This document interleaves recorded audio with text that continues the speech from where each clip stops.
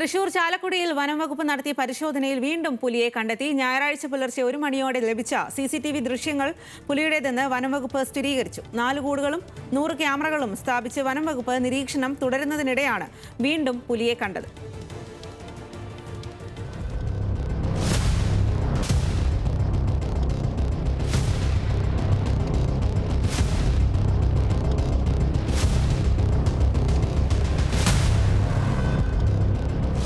Levin K വിജയനാണ് വിവരങ്ങളുമായി ചേരുന്നത്. ലെവിൻ, വീണ്ടും പുലിയെ കണ്ടിരിക്കുന്നു. വലിയ ആശങ്കയിൽ തന്നെയാകും പ്രദേശവാസികൾ. പുലിയെ പിടികൂടാനുള്ള ശ്രമങ്ങൾ ഏതു രീതിയിലാണ് വനം വകുപ്പിന്റെ ഭാഗത്തു നിന്നും ഉള്ളത്? സ്വാതി, പുലിയെ വീണ്ടും കണ്ടെത്തിയത് വീണ്ടും ആശങ്കകൾ ഇരട്ടിയാക്കുകയാണ് പ്രദേശവാസികളെ, ചാലക്കുടി നിവാസികളെ സംബന്ധിച്ചുകൊണ്ട്. കാരണം ഇത് വനപ്രദേശത്തോ മലയോര മേഖലയിലോ അല്ല പുലി എത്തിയത്.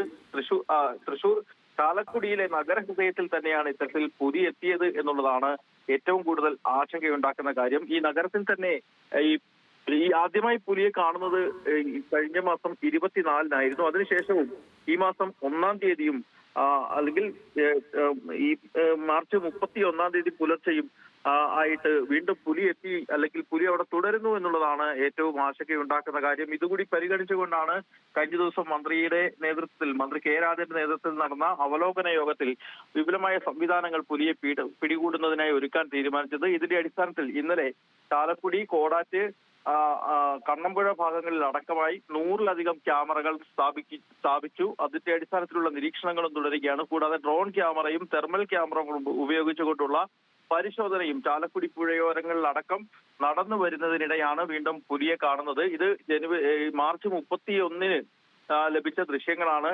അതിനുശേഷമാണ് 100 ക്യാമറകൾ ഈ വിവിധ പ്രദേശങ്ങളിലായി സ്ഥാപിച്ചിട്ടുള്ളത്. വനം വകുപ്പ് ക്യാമറകൾ സ്ഥാപിച്ച് കഴിഞ്ഞാൽ 2 ദിവസങ്ങൾ കഴിയുമ്പോഴായിരിക്കും ഈ ക്യാമറകൾ മുഴുവൻ വീണ്ടും അതിന്റെ ദൃശ്യങ്ങൾ നിരീക്ഷിക്കുക. അങ്ങനെയെങ്കിൽ കൂടുതൽ സ്ഥലങ്ങളിൽ പുലി എത്തിയിട്ടുണ്ടോ എന്ന് അറിയാൻ സാധിക്കുക നാളെ ആയിരിക്കും.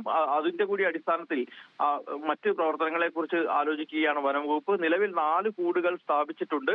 നഗരഹൃദയത്തിൽ തന്നെ പുലി തുടരുന്നുണ്ടോ എന്നുള്ളതാണ് പ്രധാനപ്പെട്ട ആശങ്കയായി മാറുന്നത്. അങ്ങനെയെങ്കിൽ രാത്രികാലങ്ങളിലടക്കം പുറത്തിറങ്ങുന്നവർക്ക് വലിയ ഭീഷണിയാണ് നിലനിൽക്കുന്നത്. സ്വാതി.